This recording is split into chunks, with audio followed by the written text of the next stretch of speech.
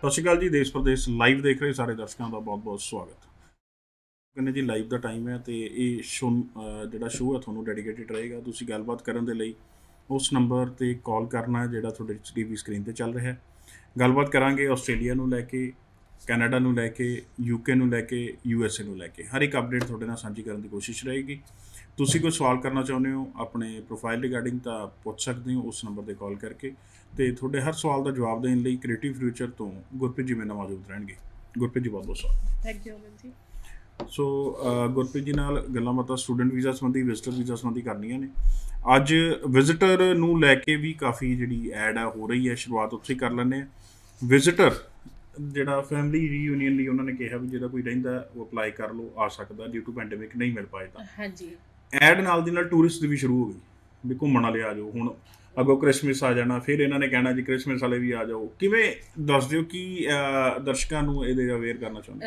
ਦੇਖੋ ਅਮਨ ਜੀ, ਘੁੰਮਣ ਵਾਲੇ ਤਾਂ ਹਜੇ ਉਹਨਾਂ ਨੇ ਕੁਝ ਵੀ ਓਪਨ ਨਹੀਂ ਕੀਤਾ। ਇਹ ਬਿਲਕੁਲ ਗਲਤ ਇਨਫੋਰਮੇਸ਼ਨ ਹੈ ਕਿ ਕ੍ਰਿਸਮਿਸ ਦੇ ਵਿੱਚ ਤੁਸੀਂ ਘੁੰਮਣ ਵੀ ਆ ਜਾਓ। ਇੰਨਾ ਕੰਟਰੀ ਜਿਹੜਾ ਲੀਨੀਅਟ ਨਹੀਂ ਹੋਇਆ ਕਿਉਂਕਿ ਪੈਂਡਮਿਕ ਦਾ ਟਾਈਮ ਚੱਲ ਰਿਹਾ। ਈਵਨ ਕਿ ਸਾਡੇ ਵੀ ਇੱਥੇ ਜਿਹੜੇ ਰੂਲ ਐਂਡ ਰੈਗੂਲੇਸ਼ਨ ਦੇ ਅਕੋਰਡਿੰਗਲੀ ਕਿਤੇ ਨਾ ਕਿਤੇ ਲਿਮਟਡ ਕਰਾਊਡ ਦੀ ਕੋਸ਼ਿਸ਼ ਕੀਤੀ ਜਾਂਦੀ ਹੈ ਕਿ ਲਿਮਟਡ ਕਰਾਊਡ ਹੋਵੇ ਅਤੇ ਜ਼ਿਆਦਾ ਕਰਾਊਡ ਨਾ ਹੋਵੇ। ਘੁੰਮਣ ਵਾਲੀਆਂ ਜਗ੍ਹਾ ਤੋਂ ਵੀ ਰੋਕਿਆ ਜਾ ਰਿਹਾ ਕਿ ਨਾ ਘੁੰਮਣ ਜਾਇਆ ਜਾਵੇ ਕਿਉਂਕਿ ਤੀਸਰੀ ਲਹਿਰ ਨੂੰ ਲੈ ਕੇ ਕਿਤੇ ਨਾ ਕਿਤੇ ਹਰ ਕੰਟਰੀ ਚਿੰਤਿਤ ਹੈ, ਹਰ ਜਿਹੜਾ ਹੈ ਕਿ ਲੀਡਰ ਚਿੰਤਿਤ ਹੈ, ਕਿ ਜਿਹੜਾ ਉੱਥੇ ਮੈਨੇਜਮੈਂਟ ਕਰ ਰਿਹਾ ਚਿੰਤਿਤ ਹੈ। ਇਸ ਕਰਕੇ ਕ੍ਰਿਸਮਿਸ ਦੀਆਂ ਕੋਈ ਛੁੱਟੀਆਂ ਨਹੀਂ ਹੈ, ਕੋਈ ਕ੍ਰਿਸਮਿਸ 'ਤੇ ਉਹਨਾਂ ਨੇ ਵੈਲਕਮ ਨਹੀਂ ਕੀਤਾ ਕਿ ਤੁਸੀਂ ਆ ਜਾਓ। ਅਸੀਂ ਘੁੰਮਣ ਵਾਲਿਆਂ ਨੂੰ ਵੀ ਵੈਲਕਮ ਕਰ ਰਹੇ ਹਾਂ। ਸਿਰਫ ਟੂਰਿਸਟ ਵੀਜ਼ਾ ਉਹਨਾਂ ਦੇ ਲਈ ਓਪਨ ਹੋਇਆ ਜਿਨ੍ਹਾਂ ਦਾ ਕੋਈ ਪੇਰੈਂਟਸ ਜਿਹੜਾ ਜਾਣਾ ਚਾਹੁੰਦਾ ਸੀ, ਜਾਂ ਕਿਸੇ ਦਾ ਬੱਚਾ ਇੱਧਰ ਸੀਗਾ, ਜਾਂ ਕਿਸੇ ਦਾ ਸਪਾਊਸ ਸੀ, ਉਹਨਾਂ ਦੇ ਲਈ ਇਸ ਚੀਜ਼ ਨੂੰ ਜਿਹੜਾ ਓਪਨ ਕੀਤਾ ਗਿਆ। ਸਾਰਿਆਂ ਦੇ ਲਈ ਟੂਰਿਸਟ ਵੀਜ਼ਾ ਇਸ ਟਾਈਮ ਫਿਲਹਾਲ ਦੀ ਘੜੀ ਓਪਨ ਨਹੀਂ ਆ। ਪਲੈਨਿੰਗ ਕਰਕੇ ਰੱਖ ਸਕਦੇ ਹੋ, ਨਿਊ ਈਅਰ ਤੋਂ ਬਾਅਦ ਕੀ ਅਪਡੇਸ਼ਨ ਆਉਂਦੀਆਂ ਨੇ ਉਹਦੇ ਉੱਤੇ ਆਪਾਂ ਵਰਕਆਊਟ ਕਰ ਲੈਂਦੇ ਹਾਂ। ਪਰ ਜੇ ਆਪਾਂ ਕ੍ਰਿਸਮਿਸ ਦੀਆਂ ਛੁੱਟੀਆਂ ਦੀ ਗੱਲ ਕਰੀਏ ਕਿ ਆਓ ਮਨਾਓ ਅਤੇ ਐਡਵਰਟਾਈਜ਼ਮੈਂਟ 'ਤੇ ਧਿਆਨ ਦੇਈਏ, ਬਿਲਕੁਲ ਗਲਤ ਐਡਵਰਟਾਈਜ਼ਮੈਂਟ ਹੈ। ਇਹਦੇ 'ਤੇ ਆਪਾਂ ਨੂੰ ਨਹੀਂ ਫੋਕਸ ਕਰਨਾ ਚਾਹੀਦਾ। ਜੇ ਤੁਸੀਂ ਸਟੱਡੀ ਵੀਜ਼ਾ ਅਪਲਾਈ ਕਰਨਾ ਉਹ ਕਰ ਸਕਦੇ ਹੋ, ਅਤੇ ਜਾਂ ਕਿਸੇ ਦਾ ਉੱਥੇ ਕੋਈ ਗਿਆ ਹੋਇਆ ਉਹਨਾਂ ਚੀਜ਼ਾਂ ਨੂੰ ਆਪਾਂ ਦੇਖ ਸਕਦੇ ਹਾਂ, ਆਪਾਂ ਜਾ ਸਕਦੇ ਹਾਂ ਜੀ। ਸੋ ਤੁਹਾਡੇ ਮਨ ਦੇ ਵਿੱਚ ਜੇ ਕੋਈ ਸਵਾਲ ਆਉਂਦਾ ਜੀ, ਕੋਈ ਐਡ ਕਨਫਿਊਜ਼ਨ ਪੈਦਾ ਕਰ ਰਹੀ ਹੈ ਤਾਂ ਤੁਸੀਂ ਸਾਡੇ ਨਾਲ ਸਾਂਝਾ ਕਰ ਸਕਦੇ ਹੋ ਟੀਵੀ ਸਕਰੀਨ 'ਤੇ ਨੰਬਰ ਚੱਲ ਰਿਹਾ ਉਹ 'ਤੇ ਕਾਲ ਕਰਕੇ। ਸੋ ਕ੍ਰੀਏਟਿਵ ਫਿਊਚਰ ਇਸ ਟਾਈਮ ਕਿਹੜੀ ਕੰਟਰੀ ਦੇ ਵਿੱਚ ਜਿਹੜਾ ਉਹ ਡੀਲ ਕਰ ਰਿਹਾ, ਕਿਵੇਂ ਪ੍ਰਮੋਸ਼ਨ ਚੱਲ ਰਹੀਆਂ ਨੇ, ਕਿਹੜੀ ਕੰਟਰੀ ਇਸ ਟਾਈਮ ਜਿਹੜੀ ਹੈ ਦੇਖਦੇ ਹੋ ਬੱਚੇ ਲਈ ਬੈਟਰ ਹੈ? ਦੇਖੋ ਜੀ, ਮੋਸਟਲੀ ਅਸੀਂ ਜਿੰਨਾ ਵੀ ਡੀਲ ਕਰਦੇ ਹਾਂ, ਅਮਨ ਜੀ, ਕੈਨੇਡਾ 'ਚ ਡੀਲ ਕੀਤਾ, ਆਸਟ੍ਰੇਲੀਆ 'ਚ ਡੀਲ ਕੀਤਾ। ਵਿੱਚ ਦੀ ਬੱਚਾ ਸਾਡਾ ਜਿਹੜਾ UK ਨਾਲ ਹੋਇਆ ਸੀਗਾ, ਅਸੀਂ ਉਸ ਟਾਈਮ ਬੱਚੇ ਨੂੰ ਕਾਫੀ ਚੀਜ਼ਾਂ, ਕਿਉਂਕਿ UK ਨੂੰ ਇੱਕ ਬੱਚਾ ਉਸ ਲੈਵਲ 'ਤੇ ਨਹੀਂ ਲੈਂਦਾ, ਸੈਟਲਮੈਂਟ ਦੇ ਲੈਵਲ 'ਤੇ ਨਹੀਂ ਲੈਂਦਾ ਕਿ ਕੱਲ੍ਹ ਦੇ ਦਿਨ ਮੈਨੂੰ ਵਾਪਿਸ ਨਾ ਆਉਣਾ ਪੈ ਜੇ, ਜਾਂ ਚੀਜ਼ਾਂ ਮੇਰੇ ਲਈ ਬੈਨੀਫੀਸ਼ੀਅਲ ਹੋਣਗੀਆਂ ਕਿ ਨਹੀਂ ਹੋਣਗੀਆਂ।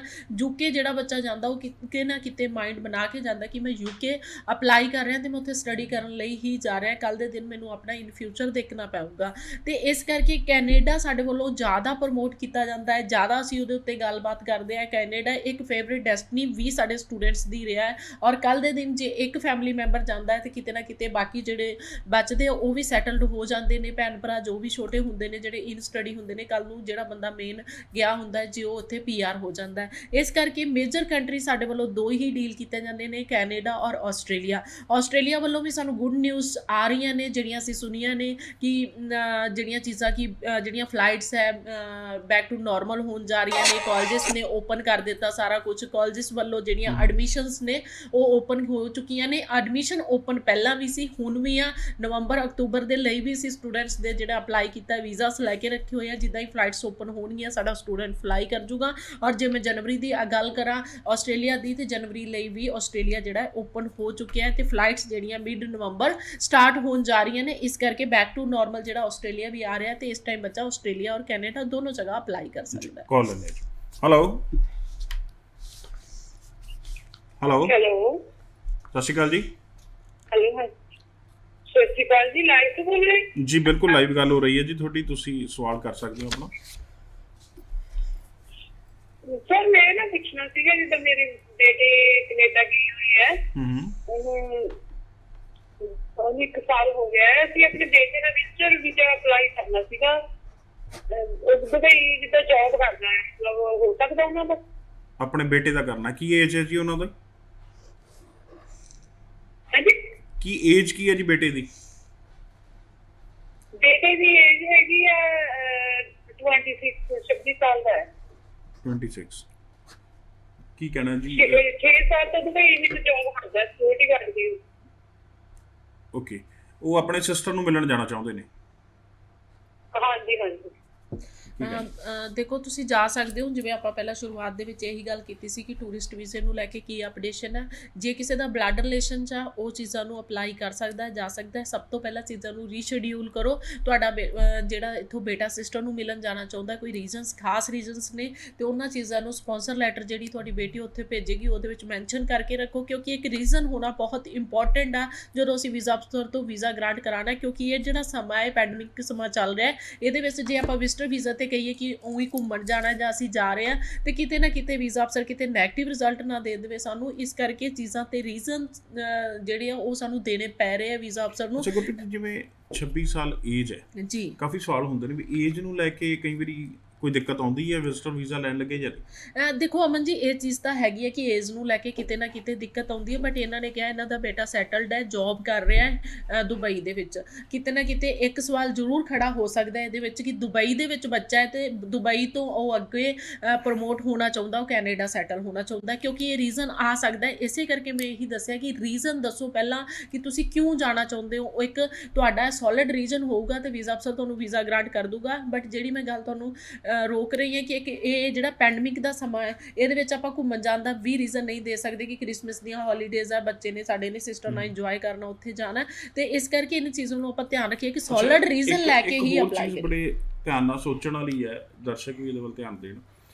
ਹੁਣ ਅਗਲੇ ਮਹੀਨੇ ਤੋਂ ਤਕਰੀਬਨ ਐਡ ਸ਼ੁਰੂ ਹੋ ਜਾਣੀ ਹੈ ਜੀ, ਕ੍ਰਿਸਮਸ ਹੌਲੀਡੇਜ਼।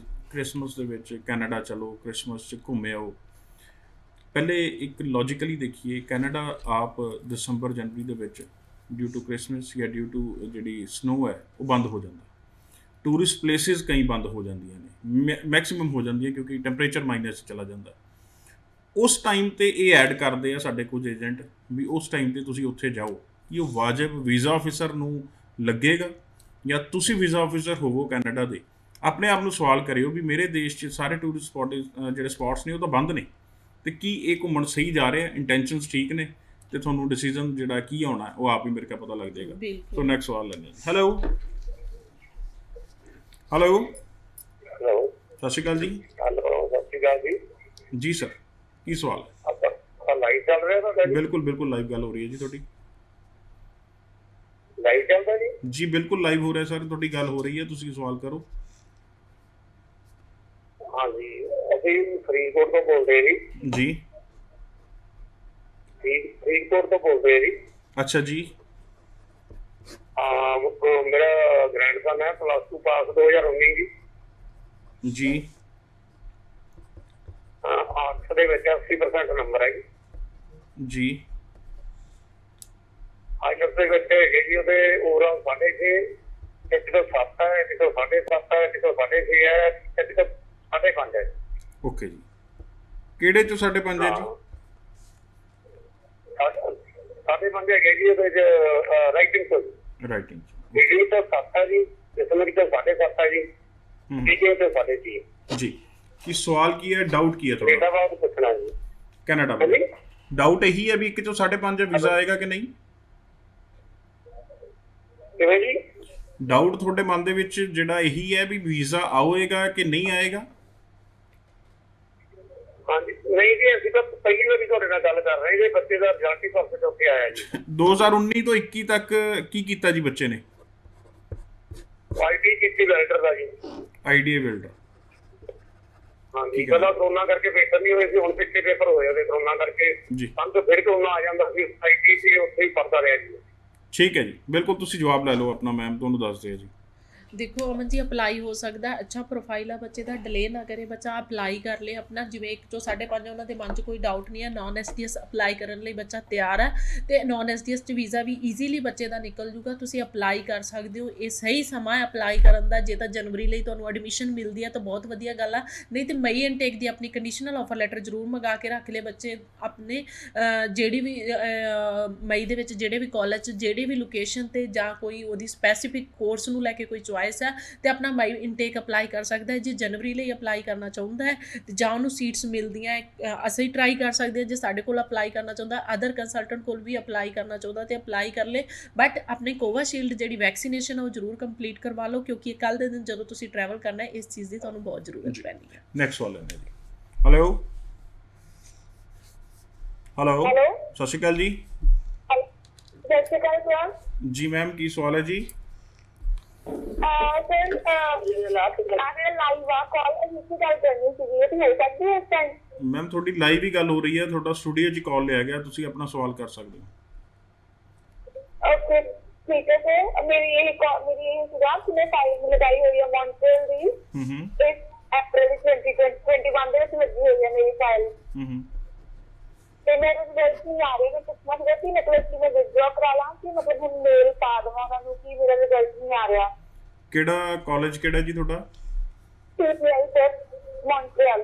CDI। ਤੇ ਤੁਹਾਡੀ ਐਜੂਕੇਸ਼ਨ ਕੀ ਹੈ? ਤੇ ਮੇਰੀ ਗ੍ਰੈਜੂਏਸ਼ਨ ਆ। ਗ੍ਰੈਜੂਏਸ਼ਨ ਤੁਸੀਂ ਕੀਤੀ ਹੈ ਕਿਹੜੇ ਸਾਲ 'ਚ? ਹੁਣੇ ਰੀਸੈਂਟ 2020 2020। ਆਇਲਸ ਬੈਂਡ ਕੀ ਨੇ? ਆ 6.5 not less than 6। ਤੇ ਕੋਰਸ ਕਿਹੜਾ ਲਿਆ ਤੁਸੀਂ? Supply chain management, post graduation diploma. ਕੀ ਹੈ ਨਾਮ? ਕਦੋਂ ਦਾ ਰਿਜ਼ਲਟ ਰੁਕਿਆ ਹੋਇਆ? ਅਪ੍ਰੈਲ 2021 ਚ ਅਪਲਾਈ ਕੀਤਾ ਜੀ। ਅਪ੍ਰੈਲ 2021 ਦੇ ਵਿੱਚ ਦੇਖੋ ਅਮਨ ਜੀ, ਜੇ ਤਾਂ ਵੇਟ ਕਰ ਸਕਦਾ ਹੈ ਕਿਉਂਕਿ 15 ਨਵੰਬਰ ਤੱਕ ਹੋਪਫੁਲੀ ਸਾਰੇ ਬੱਚਿਆਂ ਦੇ ਜਿਹੜੇ ਰਿਜ਼ਲਟਸ ਨੇ ਉਹ ਡਿਕਲੇਅਰ ਕਰਨ ਲਈ ਐਮਬੈਸੀ ਨੇ ਸਾਨੂੰ ਡੈਡਲਾਈਨਸ ਦਿੱਤੀਆਂ ਨੇ। ਔਰ ਜੇ ਬੱਚਾ ਕਹਿੰਦਾ ਕਿ ਮੈਂ ਵਿਡਰੋ ਕਰਾ ਲਾਂ, ਮੇਰੇ ਅਕੋਰਡਿੰਗਲੀ ਹਜੇ ਤੁਹਾਨੂੰ 20-25 ਦਿਨ ਵੇਟ ਕਰ ਲੈਣਾ ਚਾਹੀਦਾ ਹੈ। ਉਸ ਤੋਂ ਬਾਅਦ ਵਿਡਰੋ ਤਾਂ ਬੱਚੇ ਬਾਅਦ 'ਚ ਵੀ ਹੋ ਜਾਣੀ ਆ। ਕੋਈ ਇਹ ਚੀਜ਼ ਚੈੱਕ ਕਰ ਲਓ, ਕਈ ਵਾਰ ਵੀਜ਼ਾ ਅਫਸਰ ਨੇ ਕੋਈ ਡਾਕੂਮੈਂਟ ਮੰਗਿਆ ਹੁੰਦਾ ਜਿਹੜੀ ਤੁਹਾਡੀ ਈਮੇਲ ਕੰਟੈਕਟ ਆ ਜਾਂ ਜਿਹਦੇ ਨਾਲ ਵੀ ਤੁਸੀਂ ਆਪਣੀ ਇਹ ਕੰਸਲਟੈਂਟ ਤੋਂ ਫਾਈਲ ਪੁੱਟ ਆਨ ਕਰਵਾਈ ਹੈ, ਇੱਕ ਵਾਰ ਉਹਦੇ ਨਾਲ ਰਾਬਤਾ ਜ਼ਰੂਰ ਕੈਂਪ ਕਰੋ। GCK ਵੀ ਆਪਣਾ ਚੈੱਕ ਕਰੋ, ਕਈ ਵਾਰ ਉੱਥੇ ਵੀ ਕੋਈ ਅਪਡੇਸ਼ਨ ਆਈ ਹੁੰਦੀ ਆ ਤੇ ਕਈ ਵਾਰ ਬੱਚਾ ਇਹਨਾਂ ਚੀਜ਼ਾਂ ਤੇ ਧਿਆਨ ਨਹੀਂ ਦਿੰਦਾ। ਕਿਉਂਕਿ ਲਾਸਟ 4-5 ਸਟੂਡੈਂਟ ਮੇਰੇ ਕੋਲ ਵਿਜ਼ਿਟ ਕਰਕੇ ਗਏ ਆ ਜਿਨ੍ਹਾਂ ਦੇ ਬੱਚਿਆਂ ਦੇ ਵੀਜ਼ਾਸ ਰਿਵੋਕ ਹੋਏ ਸੀਗੇ। ਉਹਨਾਂ ਦੇ ਰੀਜ਼ਨਸ ਕੀ ਰਹੇ ਆ ਇਹ ਤਾਂ ਫਿਲਹਾਲ ਕਲੀਅਰ ਨਹੀਂ ਹੋ ਪਾ ਰਹੇ, ਬਟ ਇਹਨਾਂ ਚੀਜ਼ਾਂ ਤੇ ਅਸੀਂ ਖਾਸ ਧਿਆਨ ਦਈਏ ਕਿ ਜਿਹੜੀ ਸਾਡੀ ਈਮੇਲ ਕੰਟੈਕਟ ਹੁੰਦੀ ਹੈ ਵੀਜ਼ਾ ਅਫਸਰ ਦੇ ਨਾਲ ਐਮਬੈਸੀ 'ਚ ਅਸੀਂ ਦਿੰਦੇ ਆ, ਉਹਨਾਂ ਚੀਜ਼ਾਂ ਤੇ ਅਸੀਂ ਫੋਕਸ ਕਰੀਏ। ਕਿਉਂਕਿ ਇਹ ਜਿਹੜਾ ਸਮਾਂ ਚੱਲ ਰਿਹਾ ਹੈ ਇਹਦੇ ਵਿੱਚ ਵੀਜ਼ਾ ਅਫਸਰ ਕੋਈ ਵੀ ਡਾਕੂਮੈਂਟ ਸਾਡੇ ਤੋਂ ਪੁੱਛ ਲੈਂਦਾ, ਕੋਈ ਵੀ ਮੰਗ ਲੈਂਦਾ ਹੈ, ਉਹ ਸਾਡਾ ਫਰਜ਼ ਬਣਦਾ ਹੈ ਕਿ ਸਾਨੂੰ ਡਾਕੂਮੈਂਟ ਦੇਣਾ। ਇੱਕ ਸਟੂਡੈਂਟਸ ਨੂੰ ਅਮਨ ਜੀ ਖਾਸ ਧਿਆਨ ਰੱਖਣਾ ਹੈ, ਇਹ ਸਟੂਡੈਂਟ ਜਿਹੜੇ ਸਾਡੇ ਆਲਰੇਡੀ ਅਪਲਾਈਡ ਨੇ ਜਾਂ ਜਿਸ ਨੇ ਵੀਜ਼ਾ ਲੈ ਲਿਆ AIP ਗ੍ਰਾਂਟ ਕਰਾ ਲਈਆਂ ਸੀਗੀਆਂ, ਉਹਨਾਂ ਦੇ ਕਈ ਵਾਰ ਮੈਡੀਕਲ ਅਪਡੇਟ ਨਹੀਂ ਹੁੰਦੇ। ਆਪਣੇ ਮੈਡੀਕਲ ਜ਼ਰੂਰ ਅਪਡੇਟ ਕਰਾ ਦਿਆ ਕਰੋ, ਕਿਉਂਕਿ ਮੈਡੀਕਲ ਦੀ ਜਿਹੜੀ ਵੈਲਿਡਿਟੀ ਹੈ ਉਹ ਤੁਹਾਨੂੰ ਪਤਾ ਹੀ ਹੋਊਗੀ 6 ਮਹੀਨੇ ਦੀ ਹੁੰਦੀ ਹੈ। 6 ਮਹੀਨੇ ਤੋਂ ਬਾਅਦ ਉਹ ਚੀਜ਼ ਖਤਮ ਹੋ ਜਾਂਦੀ ਹੈ। ਇਸ ਕਰਕੇ ਦੁਬਾਰਾ ਆਪਣੀਆਂ ਚੀਜ਼ਾਂ ਜਿਹੜੀਆਂ ਉਹ ਜ਼ਰੂਰ ਪੁੱਟ ਆਨ ਕਰੋ। ਔਰ ਇੱਕ ਵਾਰ ਤੁਸੀਂ ਆਫਟਰ ਸ਼ੋਅ ਵੀ ਤੁਸੀਂ ਮੇਰੇ ਨਾਲ ਕਾਲ ਕਰਕੇ ਗੱਲ ਕਰ ਸਕਦੇ ਹੋ। ਜਿਹੜੇ ਮੈਂ ਸਵਾਲ ਤੁਹਾਨੂੰ ਪੁੱਛੇ ਆ ਇਹਨਾਂ ਦੇ ਜਾਣਨ ਦੀ ਮੈਂ ਵੀ ਕੋਸ਼ਿਸ਼ ਕਰੂੰਗੀ ਕਿ ਤੁਹਾਡੀਆਂ ਇਹ ਸਾਰੀਆਂ ਚੀਜ਼ਾਂ ਕਲੀਅਰ ਹੈਗੀਆਂ। ਜੇ ਤਾਂ ਕਲੀਅਰ ਆ ਤਾਂ ਠੀਕ ਆ, ਆਪਾਂ 20-22 ਦਿਨ ਵੇਟ ਕਰ ਲਈਏ, ਨਹੀਂ ਤਾਂ ਆਪਣੀ ਫਾਈਲ ਨੂੰ ਵਿਡਰੋ ਕਰਾ ਕੇ ਆਪਾਂ ਦੁਬਾਰਾ ਅਪਲਾਈ ਕਰ ਸਕਦੇ ਹਾਂ। ਨੈਕਸਟ ਸਵਾਲ ਲੈਂਦੇ। ਹੈਲੋ ਹੈਲੋ ਹੈਲੋ ਟੀਵੀ ਦੀ ਆਵਾਜ਼ ਹੌਲੀ ਕਰਕੇ ਫਿਰ ਬੇਨਤੀ ਜੀ ਆਪਣਾ ਸਵਾਲ ਕਰਿਆ ਕਰੋ, ਕਿਉਂਕਿ ਟੀਵੀ ਦੀ ਆਵਾਜ਼ ਪਿੱਛੋਂ ਆਉਂਦੀ ਹੈ ਤਾਂ ਡਿਸਟਰਬ ਹੁੰਦਾ, ਆਵਾਜ਼ ਕਲੀਅਰ ਨਹੀਂ ਆਉਂਦੀ, ਤੁਹਾਡਾ ਸਵਾਲ ਸਮਝ ਨਹੀਂ ਆਉਂਦਾ, ਜਿਹਦੇ ਕਰਕੇ ਮਜਬੂਰੀ ਵਸ ਸਾਨੂੰ ਇਹ ਕਾਲ ਜਿਹੜੀ ਹੈ ਡਿਸਕਨੈਕਟ ਕਰਨੀ ਪੈਂਦੀ ਹੈ। ਸ਼ੋਅ ਤੁਹਾਡੇ ਲਈ ਹੈ, ਥੋੜ੍ਹਾ ਜਿਹਾ ਸਮਾਂ ਬਚਿਆ 6-7 ਮਿੰਟ ਦਾ, ਜਿੰਨੀਆਂ ਕਾਲ ਤੁਸੀਂ ਵੱਧ ਤੋਂ ਵੱਧ ਕਰੋਗੇ ਉਨੇ ਤੁਹਾਨੂੰ ਲਾਈਵ ਕਾਉਂਸਲਿੰਗ ਦੇ ਵਿੱਚ ਮੈਮ ਜਵਾਬ ਦੇਣ ਦੀ ਕੋਸ਼ਿਸ਼ ਕਰਨਗੇ। ਬਟ ਇਹੀ ਨਹੀਂ ਵੀ ਫ੍ਰੀ ਆਫ ਕਾਉਂਸਲਿੰਗ ਤੁਹਾਨੂੰ ਸਿਰਫ ਇੱਥੇ ਹੀ ਮਿਲਣੀ ਹੈ, ਤੁਸੀਂ ਆਫਟਰ ਦਾ ਸ਼ੋਅ ਵੀ ਜਦੋਂ ਕਾਲ ਕਰੋਗੇ ਇਸ ਨੰਬਰ 'ਤੇ ਤੁਹਾਨੂੰ ਇਹਨਾਂ ਦੀ ਟੀਮ ਪ੍ਰੋਪਰਲੀ ਜਿਹੜੀ ਹੈ ਉਹ ਗਾਈਡ ਕਰਦੀ ਜਾਏਗੀ। ਅੱਛਾ ਮੈਮ, ਜਿਹੜੇ ਬੱਚੇ ਹੁਣ ਰਿਜੈਕਸ਼ਨ ਤੋਂ ਬਾਅਦ ਜੀ ਅਪਲਾਈ ਕਰਕੇ ਵੀਜ਼ਾ ਲੈਣਾ ਚਾਹੁੰਦੇ ਨੇ, ਮੈਂ ਪਹਿਲੇ ਨੌਨ STS ਪ੍ਰੋਫਾਈਲਸ ਦੀ ਗੱਲ ਕਰਾਂਗਾ ਜੀ, ਕੀ ਦੇਖਦੇ ਹੋ? ਕਿਉਂਕਿ ਉਹਦਾ ਰਿਜੈਕਸ਼ਨ 'ਚ ਇੱਕ ਰੀਜ਼ਨ ਹੁੰਦਾ ਚੇਂਜ ਆਫ ਸਰਕਮਸਟੈਂਸਿਸ, ਉਹਨੂੰ ਕਿਵੇਂ ਲਾਉਂਗੇ? ਦੇਖੋ ਅਮਨ ਜੀ, ਜਦੋਂ ਇੱਕ ਨੌਨ STS ਕੈਟਾਗਰੀ 'ਚ ਐਵੇਂ ਦੇ ਰੀਜ਼ਨਸ ਆਉਂਦੇ ਨੇ ਉਦੋਂ ਕਿਉਂਕਿ ਬੱਚੇ ਨੇ ਕਿਤੇ ਨਾ ਕਿਤੇ ਜਿਹੜੀ ਚੀਜ਼ ਅੰਬੈਸੀ ਵੱਲੋਂ ਮੰਗੀ ਗਈ ਆ, ਜਿਹੜੀ ਚੀਜ਼ ਤੇ SDS ਦੇ ਵਿੱਚ ਤੁਸੀਂ ਵੀਜ਼ਾ ਅਫਸਰ ਨੂੰ ਸੈਟੀਸਫਾਈ ਕਰਾਉਣਾ ਨੌਨ STS ਕੈਟਾਗਰੀ 'ਚ, ਉਹ ਤੁਹਾਡੇ ਡਾਕੂਮੈਂਟਸ ਕੰਪਲੀਟ ਨਹੀਂ ਆ। ਮੈਂ ਇਸ ਚੀਜ਼ ਨੂੰ ਇਸ ਲੈਵਲ 'ਤੇ ਲੈ ਕੇ ਜਾਂਦੀ ਹਾਂ। SOP ਨੂੰ ਲੈ ਕੇ ਦੇਖ ਲਈਏ, ਚਾਹੇ ਆਪਾਂ SOP ਦੇ ਵਿੱਚ ਜੇ ਆਪਾਂ ਪ੍ਰੋਪਰ ਚੀਜ਼ਾਂ ਮੈਂਸ਼ਨ ਨਹੀਂ ਕੀਤੀਆਂ ਤੇ ਇਹ ਰੀਜ਼ਨ ਆ ਸਕਦਾ। ਕਿਤੇ ਨਾ ਕਿਤੇ ਅਸੀਂ ਜਿਹੜੀਆਂ ਫੰਡਿੰਗ ਨੂੰ ਲੈ ਕੇ ਆਪਣੀਆਂ ਚੀਜ਼ਾਂ ਨਿਗਲੈਕਟ ਕਰਦੇ ਆ, ਜਿਵੇਂ 6 ਮੰਥ ਦੀ ਬੈਂਕਿੰਗ ਸਾਡੇ ਤੋਂ ਅੰਬੈਸੀ ਮੰਗਦੀ ਆ ਤੇ ਅਸੀਂ ਉਹ ਪੁਟ ਔਨ ਨਹੀਂ ਕਰਦੇ। ਉਹਦੇ ਵਿੱਚ ਜੇ ਅਸੀਂ ਪੁਟ ਔਨ ਕਰ ਦਿੰਦੇ ਹਾਂ ਉਹਦੇ ਵਿੱਚ ਸਾਡੀਆਂ ਕਲੀਅਰ ਨਹੀਂ ਹੁੰਦੀਆਂ ਕਿ ਅਸੀਂ ਟਿਊਸ਼ਨ ਫੀਸ ਕਿੱਥੋਂ ਭਰੀ ਸੀ, ਬੈਂਕ ਸਟੇਟਮੈਂਟ ਸਾਡੀ ਕੋਈ ਹੋਰ ਹੁੰਦੀ ਹੈ, GST ਅਸੀਂ ਕਿਸੇ ਹੋਰ ਤੋਂ ਪੇ ਕਰਿਆ ਹੁੰਦਾ, ਟਿਊਸ਼ਨ ਫੀਸ ਅਸੀਂ ਕਿਤੇ ਹੋਰ ਪੇ ਕੀਤੀ ਹੁੰਦੀ ਆ। ਇੱਕ ਤਾਂ ਆਪਾਂ ਆਪਣੀ ਬੈਂਕਿੰਗ ਨੂੰ ਲੈ ਕੇ ਇਹ ਚੀਜ਼ਾਂ ਸਾਰੀਆਂ ਜਿਹੜੀਆਂ ਇੱਕ ਆਪਣੇ ਸਿਸਟਮ 'ਚ ਜਿਹੜੀਆਂ ਲੈ ਕੇ ਆਈਏ ਕਿ ਸਾਡੀ ਇੱਕ ਹੀ ਅਕਾਊਂਟ 'ਚੋਂ ਟਿਊਸ਼ਨ ਫੀਸ ਹੋਵੇ, ਉਸੇ 'ਚੋਂ GIC ਹੋਵੇ, ਕਿਉਂਕਿ ਵੀਜ਼ਾ ਅਫਸਰ ਨੂੰ ਵੀ ਕਲੀਅਰ ਹੋ ਸਕੇ ਕਿ ਇਹ ਚੀਜ਼ਾਂ ਜਿਹੜੀਆਂ ਟਿਊਸ਼ਨ ਫੀਸ ਔਰ GIC ਆ ਇਸੇ ਅਕਾਊਂਟ 'ਚੋਂ ਆਇਆ ਤੇ ਉਹੀ ਬੈਂਕਿੰਗ ਉਹ ਦਿੱਤੀ ਜਾਵੇ।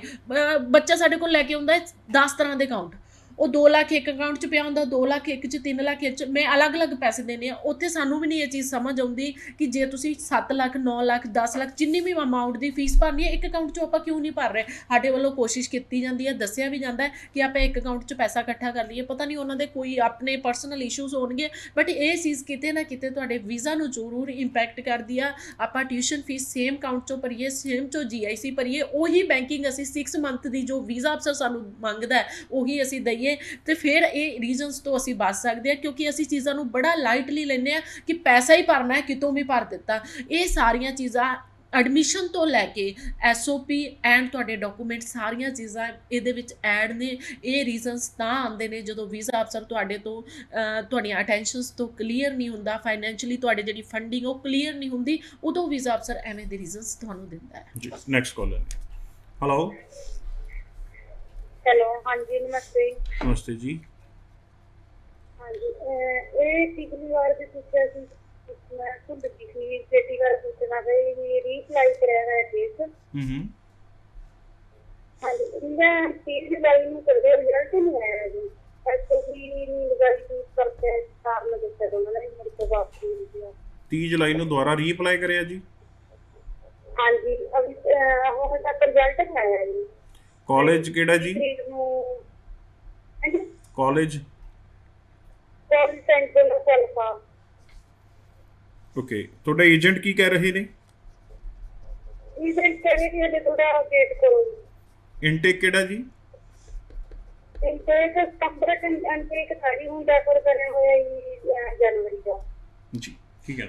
ਮੈਂ ਅਮਨ ਜੀ ਇਹਨਾਂ ਨੂੰ ਵੀ ਮੇਰਾ ਸੇਮ ਜਵਾਬ ਆ ਕਿ ਆਪਾਂ 20-22 ਦਿਨ ਵੇਟ ਕਰ ਲਈਏ। ਜੇ ਆਪਾਂ ਨੂੰ ਲੱਗਦਾ ਫਿਰ ਵੀ ਸਾਡੇ ਤੋਂ ਕੋਈ ਰਿਜ਼ਲਟ ਨਹੀਂ ਆਇਆ, ਉਸ ਤੋਂ ਬਾਅਦ ਸਾਡੇ ਕੋਲ ਇੱਕੋ ਹੀ ਸੋਲਿਊਸ਼ਨ, ਅਸੀਂ ਫਾਈਲ ਨੂੰ ਵਿਡਰੋ ਕਰਾਵਾਂਗੇ। ਇੱਕ ਵਾਰ ਕਾਲਜ ਨਾਲ ਜ਼ਰੂਰ ਆਪਣਾ ਰਾਬਤਾ ਕਾਇਮ ਕਰਕੇ ਰੱਖੋ ਕਿ ਉਹਨਾਂ ਕੋਲ ਕੋਈ ਅਪਡੇਸ਼ਨ ਤੁਹਾਡੀ ਆਈ ਆ ਜਾਂ ਵੀਜ਼ਾ ਅਫਸਰ ਨੇ ਉਹਨਾਂ ਤੋਂ ਕੋਈ ਐਮਬੈਸੀ ਵੱਲੋਂ ਮੇਲ ਗਈ ਆ, ਕੋਈ ਤੁਹਾਡੀ ਟਿਊਸ਼ਨ ਫੀਸ ਨੂੰ ਲੈ ਕੇ ਜਾਂ ਤੁਹਾਡੀ ਕੋਈ ਵੀ ਚੀਜ਼ਾਂ ਨੂੰ ਲੈ ਕੇ ਚੀਜ਼ਾਂ ਰੀਚੈੱਕ ਕੀਤੀਆਂ ਗਈਆਂ, ਵੀਜ਼ਾ ਅਫਸਰ ਨੂੰ ਕੋਰਸ ਨੂੰ ਲੈ ਕੇ ਕੋਈ ਕੁਐਸਚਨ ਕੀਤਾ ਗਿਆ ਕਾਲਜ ਤੋਂ। ਕਿਉਂਕਿ ਅੱਜ ਕੱਲ੍ਹ ਇਹ ਵੀ ਚੀਜ਼ਾਂ ਹੈਗੀਆਂ ਕਿ ਜਿੰਨਾ ਚਿਰ ਕਾਲਜ ਉਧਰੋਂ ਜਵਾਬ ਨਹੀਂ ਦਿੰਦਾ ਤੇ ਵੀਜ਼ਾ ਅਫਸਰ ਜਿਹੜਾ ਰਿਜ਼ਲਟ ਆ ਉਹ ਹੋਲਡ ਤੇ ਕਰ ਦਿੰਦਾ ਹੈ, ਕਿਉਂਕਿ ਕਿਤੇ ਨਾ ਕਿਤੇ ਕੋਈ ਚੀਜ਼ ਕੋਰਿਲੇਟਡ ਹੁੰਦੀ ਹੈ ਕਿ ਜਦੋਂ ਸਾਡੇ ਰਿਜ਼ਲਟ ਜਿਹੜੇ ਆ ਹੋਲਡ ਤੇ ਜਾਂਦੇ ਨੇ।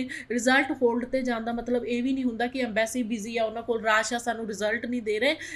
ਥੋੜ੍ਹੀਆਂ ਜਿਹੀਆਂ ਚੀਜ਼ਾਂ ਨੂੰ ਸਾਨੂੰ ਰੀਚੈੱਕ ਵੀ ਕਰਨਾ ਚਾਹੀਦਾ ਹੈ। ਆਪਣਾ GC ਕੀ ਔਰ ਜਿਵੇਂ ਈਮੇਲ ID ਮੈਂ ਦੱਸਿਆ ਸੀਗਾ ਪਹਿਲਾਂ ਵੀ ਇਸ ਸ਼ੋਅ ਦੇ ਵਿੱਚ ਮੈਂ ਬੋਲ ਚੁੱਕੀ ਹਾਂ ਕਿ ਸਟੂਡੈਂਟ ਦਾ ਹੋਰ ਕਾਲ ਆਇਆ ਸੀਗਾ ਕਿ ਸਾਨੂੰ ਬੱਚੇ ਸਭ ਤੋਂ ਪਹਿਲਾਂ ਆਪਣੀ ਈਮੇਲ ਜ਼ਰੂਰ ਚੈੱਕ ਕਰਨੀ ਚਾਹੀਦੀ ਆ ਦੂਜੇ ਤੀਜੇ ਦਿਨ ਕਿ ਵੀਜ਼ਾ ਅਫਸਰ ਵੱਲੋਂ ਕੋਈ ਚੀਜ਼ ਤਾਂ ਨਹੀਂ ਮੰਗੀ ਗਈ। ਪਰ ਜਦੋਂ GC ਕੀ ਬੱਚਨ ਦਿੱਤੀ ਨਹੀਂ ਜਾਂਦੀ ਫਿਰ ਅਮਨ ਜੀ ਉਹਦੇ ਏਜੰਟ ਦੀ ਰਿਸਪੌਂਸਿਬਿਲਿਟੀ ਬਣਦੀ ਹੈ, ਕਿਉਂਕਿ ਕਿਤੇ ਨਾ ਕਿਤੇ ਇਹਦਾ ਭੁਗਤਾਨ ਇਸ ਟਾਈਮ ਸਟੂਡੈਂਟ ਕਰ ਰਿਹਾ ਹੈ। ਏਜੰਟ ਵੱਲੋਂ ਇਹ ਚੀਜ਼ ਜਿਹੜੀ ਆ ਕੇਅਰਲੈਸ ਜਿਹੜੀ ਚੀਜ਼ ਨੂੰ ਮੈਂ ਕਹੂੰਗੀ ਕਿ ਯੂਜ਼ ਕੀਤਾ। ਬੱਚਿਆਂ ਦੇ ਵੀਜ਼ਾਸ ਵੀ ਕੁਛ ਤੇ ਰਿਵੋਕ ਹੋਏ ਨੇ, ਕੁਛ ਬੱਚਿਆਂ ਦੇ ਰਿਜ਼ਲਟ ਜਿਹੜੇ ਆ ਉਹ ਡਿਕਲੇਅਰ ਨਹੀਂ ਹੋ ਰਹੇ, ਕਿਉਂਕਿ ਮੇਰੇ ਕੋਲ ਘੱਟੋ ਘੱਟ 2000 ਅਸੀਂ ਫਾਈਲ ਲਗਾਈਆਂ ਸੀਗੀਆਂ। 2000 ਦੇ ਰਿਜ਼ਲਟਸ ਨੂੰ ਦੇਖਣ ਦੇ ਲਈ ਮੈਂ ਆਪਣੀ ਇੱਕ ਸਪੈਸ਼ਲ ਟੀਮ ਬਿਠਾਈ ਹੋਈ ਆ ਕਿ GC ਕੀ ਸਾਡੇ ਰੋਜ਼ ਦੀ ਰੋਜ਼ ਅਸੀਂ ਇੱਕ ਸਿਸਟਮ ਬਣਾਇਆ ਕਿ ਅਸੀਂ ਚੈੱਕ ਕਰਨੇ ਹੀ ਕਰਨੇ ਆ ਬੱਚਿਆਂ ਦੇ ਕਿ ਰਿਜ਼ਲਟ ਰੁਕਿਆ ਹੋਇਆ ਹੈ, ਬੱਚੇ ਦਾ ਕਿਤੇ ਸਾਡੇ ਕੋਲ ਕੋਈ ਡਾਕੂਮੈਂਟ ਤਾਂ ਨਹੀਂ ਮੰਗਿਆ ਜਾ ਰਿਹਾ। ਔਰ ਜਿਹੜੇ ਬੱਚੇ ਸਾਡੇ ਕੋਲ ਅਪਲਾਈਡ ਨੇ ਤੀਜੇ ਚੌਥੇ ਦਿਨ ਬੱਚੇ ਦੀ ਵੀ ਸਾਡੇ ਕੋਲ ਕਾਲ ਆਉਂਦੀ ਹੈ, ਇੱਕ ਰਿਮਾਈਂਡਰ ਕਾਲ ਵੀ ਆਉਂਦੀ ਹੈ ਕਿ ਮੈਮ ਮੇਰਾ ਕੁਝ ਬਣਿਆ ਕਿ ਨਹੀਂ ਬਣਿਆ। ਤਾਂ ਉਹਨਾਂ ਚੀਜ਼ਾਂ ਨੂੰ ਇੱਕ ਏਜੰਟ ਨੂੰ ਵੀ ਕੰਸਲਟੈਂਟ ਨੂੰ ਵੀ ਧਿਆਨ ਰੱਖਣਾ ਚਾਹੀਦਾ। ਇੱਕ ਬੱਚੇ ਤੈਨੂੰ ਵੀ ਆਪਣੀ ਜ਼ਿੰਮੇਵਾਰੀ ਨਿਭਾਉਣੀ ਚਾਹੀਦੀ ਆ ਕਿ ਆਪਣੇ ਕੰਸਲਟੈਂਟ ਨੂੰ ਕਾਲ ਕਰ, ਤੂੰ ਉਹਨੂੰ ਸਰਵਿਸ ਦੇ ਪੈਸੇ ਦਿੱਤੇ ਆ ਤੂੰ, ਤਾਂ ਉਹਦਾ ਫਰਜ਼ ਬਣਦਾ ਤੈਨੂੰ ਸਰਵਿਸ ਦੇਣਾ। ਕਿਉਂਕਿ GC ਕੀ ਜਿਹੜਾ ਹੈ ਇਹ ਸਟੂਡੈਂਟ ਦਾ ਹੱਕ ਹੈ, ਸਟੂਡੈਂਟ ਆਪਣੇ ਏਜੰਟ ਤੋਂ ਮੰਗ ਸਕਦਾ ਹੈ, ਬਟ ਕੋਈ ਵੀ ਰੀਜ਼ਨ ਕਰਕੇ ਜੇ ਏਜੰਟ ਨਹੀਂ ਦਿੰਦਾ ਤਾਂ ਫਿਰ ਆਪਣੇ ਏਜੰਟ ਤੋਂ ਇਹ ਚੀਜ਼ਾਂ ਜ਼ਰੂਰ ਪੁੱਛੋ ਕਿ ਉਹਨਾਂ ਦਾ ਤੁਹਾਡਾ GCK ਚੈੱਕ ਕੀਤਾ ਕਿ ਨਹੀਂ ਕੀਤਾ, ਉਹਦੇ ਵਿੱਚ ਕੋਈ ਅਪਡੇਸ਼ਨ। ਕਈ ਵਾਰ GCK 'ਚ ਵੀ ਨਹੀਂ ਅਮਨ ਜੀ ਆਉਂਦੀ, ਸਾਨੂੰ ਈਮੇਲ ਆਉਂਦੀ ਹੈ, ਸਾਨੂੰ ਈਮੇਲ ਜ਼ਰੂਰ ਚੈੱਕ ਕਰਨੀ ਚਾਹੀਦੀ ਹੈ ਚੌਥੇ ਪੰਜਵੇਂ ਦਿਨ, ਕਿਉਂਕਿ ਜੇ ਵੀ ਕੀ ਹੁੰਦਾ ਏਜੰਟ ਆਪਣੀ ਬਣਾ ਕੇ ਦੇ ਲੈਂਦਾ ਤੇ ਫਿਰ ਈਮੇਲ ਨੂੰ ਤੁਸੀਂ ਮੰਗ ਲਓ ਏਜੰਟ ਤੋਂ ਉਸ ਚੀਜ਼ ਨੂੰ ਕਿ ਮੈਨੂੰ ਈਮੇਲ ਦੇ ਦਿਓ, ਜੇ GCK ਨਹੀਂ ਦੇਣਾ ਤੇ ਏਜੰਟ ਈਮੇਲ ਜ਼ਰੂਰ ਤੁਹਾਨੂੰ ਦੇ ਦੇਗਾ। ਤੇ ਫਿਰ ਵੀ ਚੀਜ਼ਾਂ ਰੀਚੈਕ ਜ਼ਰੂਰ ਕਰਦੇ ਰਿਹਾ ਕਰੋ, ਕਿਉਂਕਿ ਜਿਹੜੇ ਬੱਚਿਆਂ ਦੇ ਰਿਜ਼ਲਟਸ ਰੁਕੇ ਨੇ ਕਿਤੇ ਨਾ ਕਿਤੇ ਐਮਬੈਸੀ ਵੱਲੋਂ ਕੋਈ ਡਾਕੂਮੈਂਟਸ ਮੰਗੇ ਗਏ ਸੀਗੇ, ਜਿਵੇਂ ਜਿਵੇਂ ਤੁਸੀਂ ਅਪਲੋਡ ਕਰੋਗੇ ਅੱਗੇ ਅੱਗੇ ਰਿਜ਼ਲਟ ਡਿਕਲੇਅਰ ਹੋ ਰਹੇ ਨੇ। ਸੋ ਕੋਈ ਮਨ ਦੇ ਵਿੱਚ ਸਵਾਲ ਰਹਿ ਗਿਆ ਹੋਵੇ ਜੀ, ਹੁਣ ਤੁਸੀਂ ਡਾਇਰੈਕਟਲੀ ਇਹਨਾਂ ਦੇ ਨੰਬਰਾਂ 'ਤੇ ਕਾਲ ਕਰ ਸਕਦੇ ਹੋ। ਹੁਣ ਡਾਈਵਰਟ ਕਰ ਦਿੱਤੀਆਂ ਜਾਣਗੀਆਂ ਉਹਨਾਂ ਦੇ ਆਫਿਸ ਦੇ ਵਿੱਚ ਕਾਲਸ, ਸਮਾਂ ਨਹੀਂ ਅਲਾਉ ਕਰਦਾ। ਬਟ ਗੁਰਪ੍ਰੀਤ ਜੀ ਸ਼ੋਅ ਚੱਲ ਰਹੀ, ਧੰਨਵਾਦ। Thank you Aman ji. ਧੰਨਵਾਦ ਸਾਰੇ ਦਰਸ਼ਕਾਂ ਦਾ। ਸ਼ੋਅ ਨੂੰ ਇੱਥੇ ਖਤਮ ਕਰਦੇ ਹਾਂ ਜੀ। ਸਤਿ ਸ਼੍ਰੀ ਅਕਾਲ ਜੀ। ਮੈਂ ਹੀਮਾ ਕ੍ਰੀਏਟਿਵ ਫਿਊਚਰ ਕਾਉਂਸਲਰ ਤੋਂ ਤੇ ਸਾਡੇ ਅੱਜ ਇੱਕ ਸਟੂਡੈਂਟ ਸੰਜੀਵ ਗੁਪਤਾ ਦਾ ਵੀਜ਼ਾ ਆਇਆ ਹੈ ਤੇ ਅਸੀਂ ਇਹਨਾਂ ਦਾ ਵੀਜ਼ਾ ਹੈਂਡਓਵਰ ਕਰਨ ਲੱਗੇ ਤੇ ਆਪਣੀ ਵੀਜ਼ਾ ਸ਼ੇਅਰ ਕਰ ਸਕਦੇ ਹਾਂ। ਕੰਗ੍ਰੈਚੁਲੇਸ਼ਨ ਸੰਜੀਵ। ਮੈਂ ਸੰਜੀਵ ਗੁਪਤਾ ਦਾ ਰਹਿਣ ਵਾਲਾ ਹਾਂ।